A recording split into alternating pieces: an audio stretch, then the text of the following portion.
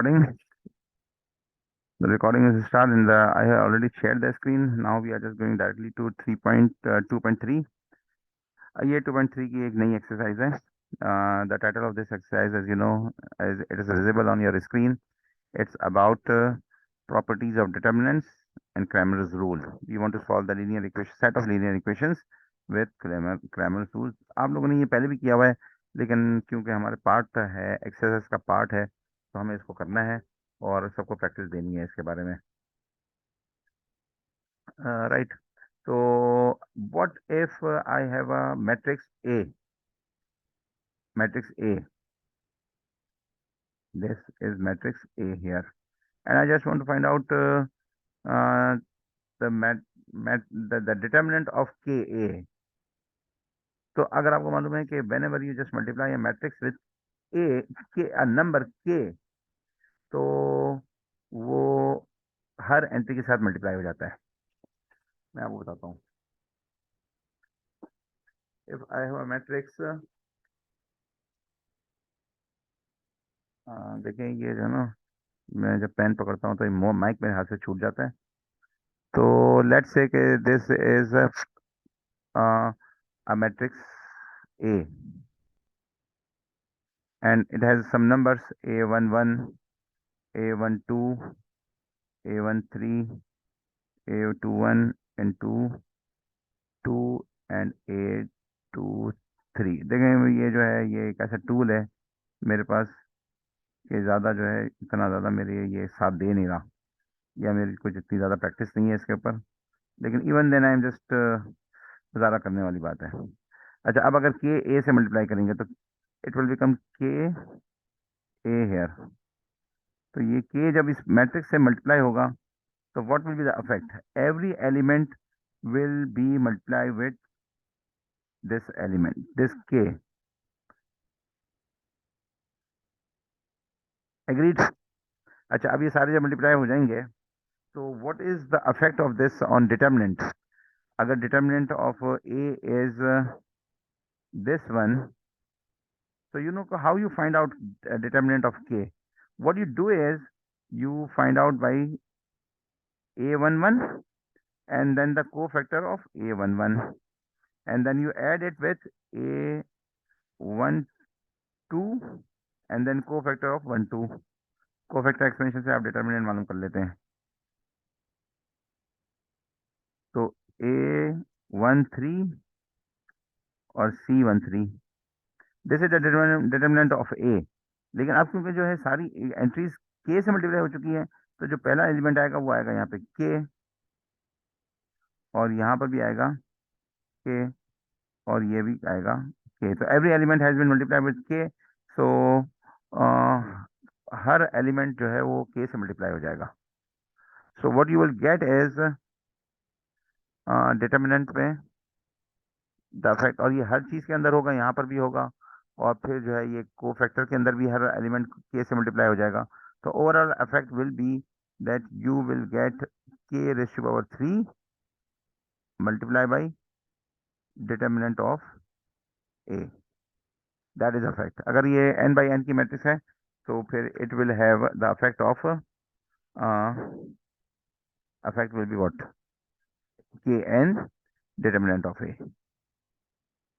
Right. अच्छा अच्छा, दूसरा जो हमारे पास है वो क्या है?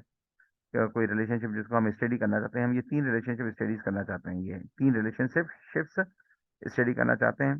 तो व्हाट इज, तो इसका कोई इफेक्ट हमारे पास आया नहीं है, हमने कोई इसको डिटेक्ट किया तो हमें कुछ नहीं पता लगा इसके बारे में. There is no relationship. That is the determinant of A plus B is not equal to determinant of A then plus determinant of B. इसकी कोई रिलेशनशिप नहीं बनी. तो we can just have a look on it कि determinant of A क्या था? 1 था. तो बी था तो 8 था, लेकिन इसका कोई आपस में ताल्लुक नहीं है. This is 23. Determinant of A plus B is 23, जो इसके साथ कोई रिलेशनशिप है. That means this is not equal. अच्छा, फिर इसकी कोई खास शक्ल भी है जिसमें वो इक्वल हो जाता है. वो क्या शक्ल है?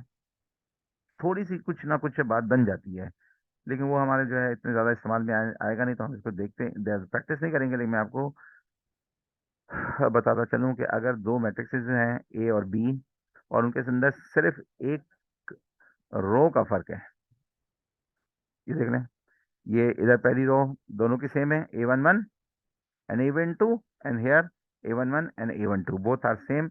लेकिन second row is different. Here you have a A21 and 22, and here you have a row equal to B21 and B22. So they are both different. तो अगर अगर इससे हम निकालते हैं ना, तो हमें ये पता लगता है कि ये डिटर्मिनेंट जो निकलता है वो कुछ इस तरीके का निकलता है कि दोनों एंट्रीज को A21 और B21 को ऐड कर दें, और A22 और B2 को ऐड कर दें यहाँ पे, तो इसका जो डिटर्मिनेंट आएगा, इसका डिटर्मिनेंट इस सी मैट्रिक्स का, एक सी मैट्रिक्स हम इसको कहते हैं, इसका डिटर्मिनेंट जो आएगा will be equal to the addition of the determinant of A and determinant of B. That is the case here.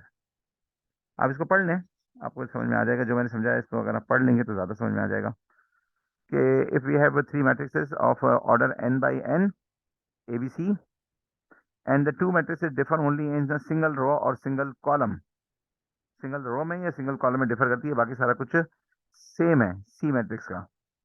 तो उसके जो सी मैट्रिक्स के बराबर होगा डिटर्मिनेंट, वो जो डिफरेंट है रोज हैं कॉलम्स हैं, जैसे यहाँ पे ऐड कर दिया इसको रोज में, और इसको भी रोज को ऐड कर दिया, बी A2 को B22 से A22 को B22 में ऐड कर दिया, और इसी तरीके से ये भी। तो ये वाला बात है। अच्छा, सम ऑफ डिटर्मिनेंट्स तो ये हो गया। अच्छा, अब next of the line, next in the line is what if we just multiply two matrices, and what is going to be the effect of that multiplication on AB, what it is going to be. So for this let's go to the website here, and we just find out that there are two matrices like this। एक matrix मैंने दो बनाई हुई है, ये calculator में रखा हुआ है, डाल दिए matrices, have a look on it. इसको कैसे इनलार्ज करूं, ये कहाँ पर आता है ये, अच्छा ये जो चैट वाला जो है ना चीज जो है सामने आ गई है, तो ये इधर, तो यहाँ पे इसको मैंने इनलार्ज कर दिया, ये आपको रिजल्ट दिखाना शुरू कर दिया। ये दो मैट्रिक्स, एक ए मैट्रिक्स है, ये दो मैट्रिक्स है। अब मैं आपको बता दूं कि इसका डिटर्मिनेंट क्या है। Determinant of A is 170। What is determinant of B? Determinant of B is 10। यहाँ पे determinant of A is 170 -170 and determinant of B is 10। तो अब मैं इनको दोनों को मल्टीप्लाई कर देता हूँ। अब इन दोनों को मल्टीप्लाई कर दिया, तो अच्छा मैं इसको पहले ए और बी को बदल देता हूँ। ए और बी को बदल दिया, ए को बी में डाल दिया, बी को ए में डाल दिया, तो इसका डिटर्मिनेंट हो गया 10, इसका डिटर्मिनेंट हो गया 170। फिर बदलता हूँ, तो यहाँ पे 170 आ जाएगा इसके ऊपर। दिया तो अब देखें डिटर्मिनेंट यहाँ पे 170 आ गया, यहाँ पे यहाँ पे यहाँ पे 110 आ गया। देखें ना, ये मैट्रिक्स से स्वैप कर देता हूँ, ये 2 थे ना, तो यहाँ पे 2 यहाँ चला जाएगा, ये देखेगा ये 2, ये मैट्रिक्स यहाँ आ गई, यहाँ पे ये मैट्रिक्स यहाँ पर आ गई। अच्छा, तो देख लेते हैं दोनों को ऐड करके, लेकिन दोनों को ऐड करेंगे तो फिर हमारे पास ये मैट्रिक्स गायब हो जाएंगी, तो फिर दोबारा से डालनी पड़ेगी, इसका रिकॉर्ड भी कोई नहीं है। तो मैं सबसे पहले इसको मल्टीप्लाई करता हूँ। अब आपको ये ध्यान में रखना है कि determinant of this matrix A is 10 and determinant of matrix B is -770। दोनों को मल्टीप्लाई कर दिया। अब मैंने इसका डिटर्मिनेंट मालूम करना है ए बी का, ए बी का डिटर्मिनेंट मालूम करना है। तो मैं ये करता हूँ कि कॉपी दिस मैट्रिक्स टू ए। तो कॉपी, ये देखें 15 वाली है ना, 15 5 6, ये क्या है, ये है 15 5 7 16, 15 5 16। तो 15 5 16 को यहाँ पे डाल देते हैं, ये यहाँ पर आ गई 15 5 16, और इसका डिटर्मिनेंट ले लेते हैं। इसका डिटर्मिनेंट लिया, ये -170 आ गया, पहले 170 और 10 था, -170 और 10 था, ये इसका 770 आ गया। So hence we have just proved by a numerical example, ये दोनों का वो है, ठीक है। अच्छा, अब दूसरी बात यह है कि determinant of A B and determinant of B A will always be equal. Determinant of A B and determinant of B A B और बी ए को बराबर होना जरूरी नहीं है। दे ओनली कम्यूट, इसको हम कहते हैं commutation property. They only commute in very limited cases. There is a possibility of that the commutation holds, but not necessary at all. But what is necessary is that the multiplication of their determinants will always be same। चाहे मैं A B करूं या B ए करूं, it will be same, right. तो हम इसको कर सकते हैं। अच्छा, तो लेकिन हम इसको करने में जो है ना रिकॉर्ड रिकॉर्ड दोबारा से एंट्रीज करनी पड़ेंगी, छोड़ें इसको नहीं करते। अच्छा, अब मैंने आपको ये वाली बात बता दी। अच्छा, मेरे पास प्रैक्टिस भी है इसके बारे में, कुछ डिटर्मिनेंट्स के बारे में, लेकिन हम इसको प्रूफ भी है इसके। प्रूफ मतलब किस चीज का प्रूफ? प्रूफ इस चीज का कि determinant of A multiply determinant of B is equal to determinant of A B itself.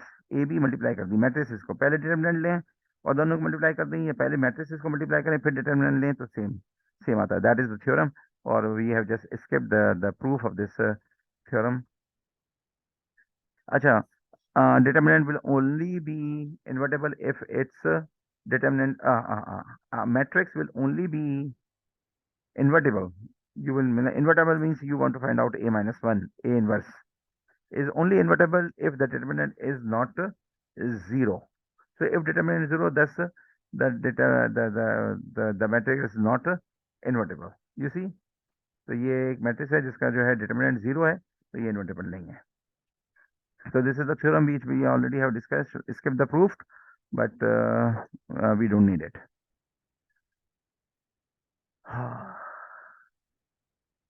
यहाँ पे भी इन्होंने करके दिखाया, मैंने भी आपको एक्सपेरिमेंट करके दिखाया। ये 1 है, determinant of A, determinant of B is -23 and determinant of A B is -23। अब अगर मैं बी ए मालूम करता हूँ तो भी -23 आएगा। अच्छा, अब ये अगर determinant of A is invertible, determinant of A is, if A is invertible, तो इसका मतलब है कि डिटर्मिनेंट ए है, तो इसका मतलब है कि डिटर्मिनेंट 0 नहीं होगा। तो हम क्या क्या लॉ डिस्कस कर रहे हैं कि determinant of A any matrix is equal to the inverse of the determinant of A inverse. मतलब क्या मतलब, वाज़ेह हुई बात? मेरे पास एक मैट्रिक्स है, ए मैट्रिक्स है, इसकी इसका डिटर्मिनेंट मुझे बताएं, देखें क्या है। इसका डिटर्मिनेंट मुझे मालूम चला कि -70। इसका डिटर्मिनेंट क्या है? 170 है। इसका डिटर्मिनेंट 170 है। तो मैंने इसका इन्वर्स लिया, तो ये इन्वर्स आ गया, ये इन्वर्स आ गया, और इसका डिटर्मिनेंट क्या था? 170। इसका इन्वर्स लिया तो ये आ गया। अब इसको मैं डाल देता हूँ ए में। अब इसका डिटर्मिनेंट देखें, इसका डिटर्मिनेंट इज 1/-70, 1/-70। तो this is the number. Copy, I try to paste it. कहाँ पेस्ट करूँ? कैलसी में पेस्ट करने की कोशिश करते हैं। ये पेस्ट तो क्लियर किया। 1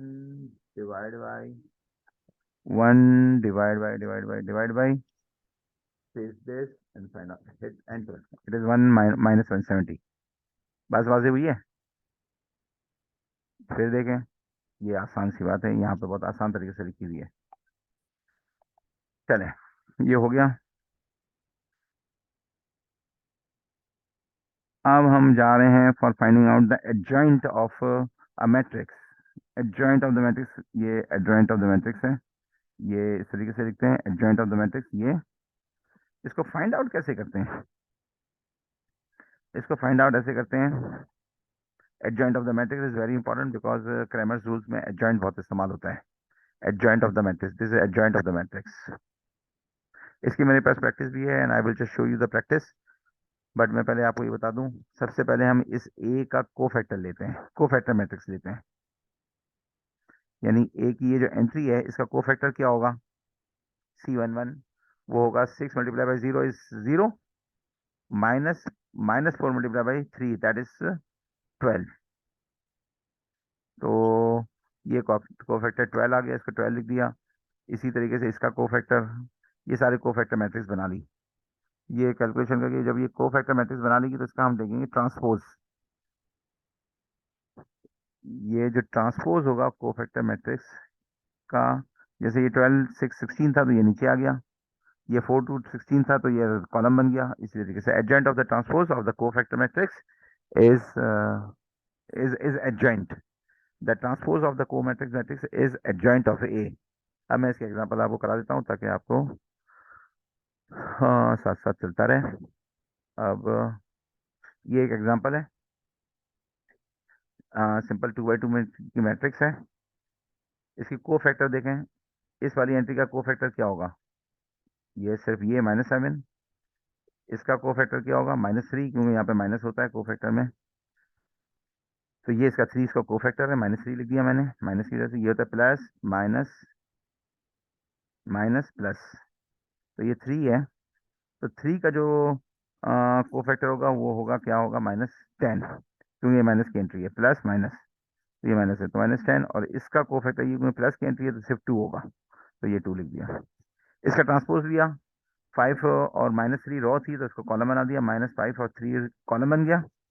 now whatever it was in the row have now been shifted to the column. That is the main theme of the taking the transpose. That is the main meaning, actual meaning of taking the transpose. And then the same way, -10 2 is a row here, but -10 2 is a column here. अच्छा, adjoint of this becomes adjoint of A, adjoint of A। और अगर हमें A inverse मालूम करना है तो that is the formula for finding out A inverse. तो ये किताब में लिखा हुआ है, इनवर्स ऑफ फाइंडिंग यूजिंग। तो एडजॉइंट ऑफ ए को डिवाइड करते हैं डिटर्मिनेंट ऑफ ए से। तो यहाँ पे मैंने ये प्रैक्टिस में यही कुछ किया हुआ है एग्जैक्टली। तो इस वाली में नहीं, ये तो बंद खत्म हो गई। इस वाली एक्सरसाइज में, वो ये तो हमारी एक्सरसाइज, ये वाली एक्सरसाइज में। तो ए इनवर्स मालूम करने के लिए जो एडजॉइंट मालूम किया था हमने, -5 10, ये यहाँ पे लिखा, divide by determinant of A. Determinant of A कितना बनता है? 2 मल्टीप्लाई बाई -5 इज -10, -10 माइनस फार्मूले का 10 मल्टीप्लाई बाई 3 इज 30। ये रहा, यहाँ पे किया हुआ है ये -40। तो ये -40 आ गया, इसको -40 से डिवाइड कर दिया। This becomes the inverse of the original A matrix. और हुआ क्या, वही जो हम करते रहे, -5 और 2 को जो है साइन पलट गई है। ये -2 और -5 था यहाँ पे, डायगनल मेन डायगनल पे दे 2। अब यहाँ पर क्या आ गया है? यहाँ पे 2 था और माइनस है, तो यहाँ पे -5 आ गया, 2 आ गया। और यहाँ पे 10 और 3 की साइन पलट गई है। और एडी माइनस बीसी होता है ना, एडी -10 और B D is 10 multiply by 3 minus में, तो -40। तो जिस फेमस तरीका जो हम यूज करते रहे हैं एडी माइनस बी सी वाला, उसकी मदद से भी यही आ गया। Next example, take next example, finding a inverse again. ये एग्जांपल मैंने आपको सॉल्व की हुई है। ये जो पीडीएफ्स हैं, ये 2 पीडीएफ हैं मेरे पास, ये वाली आज के लेक्चर की, वो भी मैं आपको शेयर कर दूंगा on WhatsApp and the LMS. तो ऐसा कोई इशू नहीं है कि आप इसको वीडियो में देखते रहें। वीडियो देखते देखते साथ में पीडीएफ भी खोल लें, और जो डिस्कशन हो रही है इसको पॉज करें, try to absorb it and try to relate it with the PDF file which you already have open in your laptops. So relation के बिल्डअप करें। अच्छा, मैंने सबसे पहले तो मालूम किया ए का डिटर्मिनेंट, ए का डिटर्मिनेंट मालूम कर लिया, that comes out to be 10। अब मैंने को फैक्टर फैक्टर मैट्रिक्स लिखनी है इसकी। तो ये देखें, मैंने लिखे हैं माइनर्स यहाँ पर। ये 1 का माइनर किया है 2 और 2405। 3 का माइनर किया है 00 और 45। -1 का माइनर किया है 0200। दिस एंट्री 0200, 020 है, ये गलत लिख दिया है। यहाँ पे इसका जो माइनर है वो है, ओरिजिनल मैट्रिक्स है 0200, तो यहाँ पे भी 00 आना चाहिए, दिस इज 0। अच्छा, इसी तरीके से वो वैल्यू में इसलिए फर्क नहीं पड़ेगा इसकी वजह से कि ये 0 है ना, जब मल्टीप्लाई होगा 0 से तो 0 ही आएगा। यहाँ पे सिर्फ लिखने में यहाँ पे गलती, आगे कैरी फॉरवर्ड नहीं हुई है। अच्छा, ये इसका माइनर था, -1 का इस पोजीशन का, तो मैंने यहाँ पे, अच्छा साइन देखें, plus minus minus minus plus minus plus minus plus, ये वाली साइन, ये सीक्वेंस होती है माइनस साइन की। और कैसे आती है ये, आती कैसे है? वो आती ऐसे है कि we just take for minus sign of the cofactor is equal to, cofactor is equal to minus, इसको डिलीट कर देते हैं, कोफैक्टर, ये पेन लिया, cofactor, is equal to -1 bracket I plus J. क्या लिखा हूँ, पेन लेना पड़ता है बाबा। I J multiply by minor of 1 1 if it's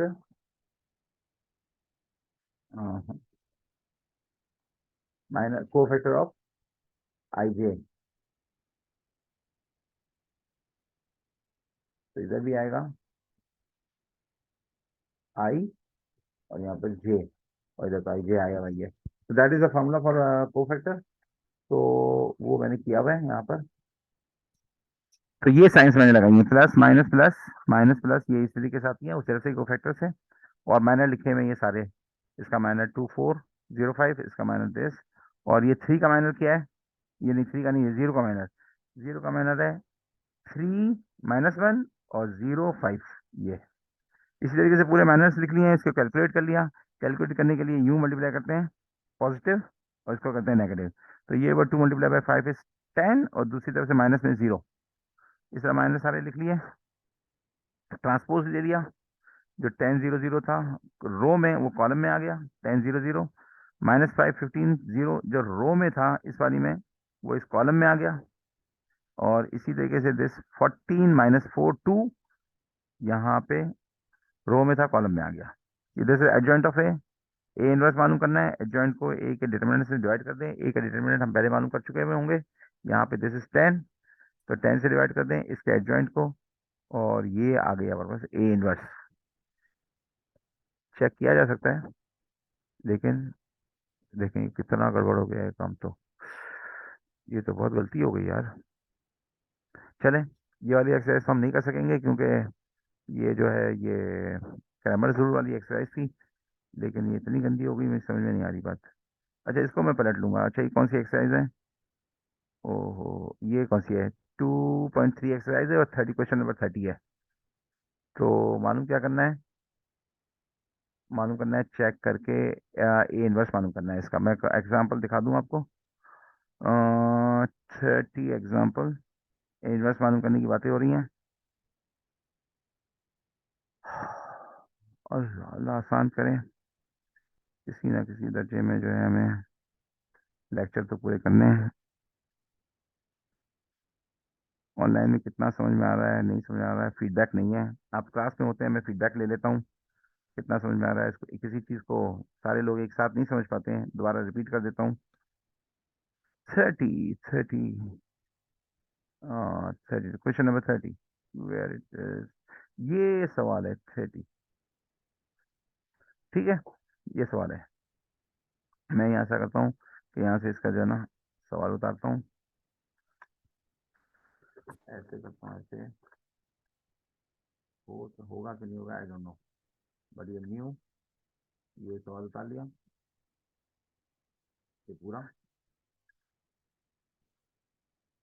और कहीं पर जाके इसको पेस्ट कर सकें हम, नहीं हो सकेगा। यहाँ पे कैसे पेस्ट होगा? अच्छा, यहाँ से इसका व्यू करके हमें रोटेट करना होगा। Retreat view clockwise, clockwise rotate हो गया ये। इसका एंगल तो गलत हो गया था। तो क्या रहा है वो, सवाल क्या कह रहा है? सवाल क्या कह रहा है? सवाल ये कह रहा है show that the matrix this is invertible. Invertible का मतलब है कि for all values of theta, कोई सी भी ऐसी वैल्यू नहीं होगी थीटा की जिसके अंदर ये जीरो आ जाए, इसका डिटर्मिनेंट। तो इसका डिटर्मिनेंट जीरो नहीं आ सकता। यहाँ मैंने डिटर्मिनेंट मैंने मालूम करके दिया है आपको। Determinant of A is equal to cos multiply by this is the main entry. Cofactor expansion से कॉस मालूम कर रहे हैं, तो दिस इज कॉस A11, और multiply by cos multiply by 1 the minor. और ये क्योंकि जीरो है, तो इधर इधर से और कुछ नहीं है, कॉस ही है। इसी तरीके से दूसरी एक्सपेंशन में हम गए, यहाँ पर साइन माइनस होती है, ये रही माइनस, फॉर्मूले में से होती है। कोफैक्टर की साइन यहाँ पे माइनस होती है, साइन लिखा, और इसका माइनर मालूम किया। इसका माइनर मालूम करने के लिए इसको इससे मल्टीप्लाई करना पड़ेगा, इसको इससे मल्टीप्लाई करना पड़ेगा, तो ये हो जाएगा माइनस साइन थीटा। और जीरो को मल्टीप्लाई करना पड़ेगा जीरो से, तो वो जीरो आ जाएगा। तो ये माइनस साइन, और ये क्योंकि को फैक्टर की जब एक्सपेंशन में जाएंगे तो मल्टीप्लाई बाई जीरो हो जाएगा। ए 13, तो this comes out to be 0। ये आ गया कॉस स्क्वायर साइन स्क्वायर, तो ये 1 के बराबर होता है। इसका मतलब determinant is 1। Determinant is 1 means कि this matrix is invertible for all values of theta. तो डिटर्मिनेंट 0 नहीं आया ना, कोई थीटा की इन्वॉल्वमेंट ही नहीं है, determinant is directly directly 1 here. अच्छा, को फैक्टर हमने मालूम किए इसके, ये को फैक्टर देखें, यहाँ से को फैक्टर मालूम करेंगे कॉस का, तो आएगा दिस कॉस मल्टीप्लाई बाई 1 और मल्टीप्लाई बाई -0, तो ये कॉस आ जाएगा।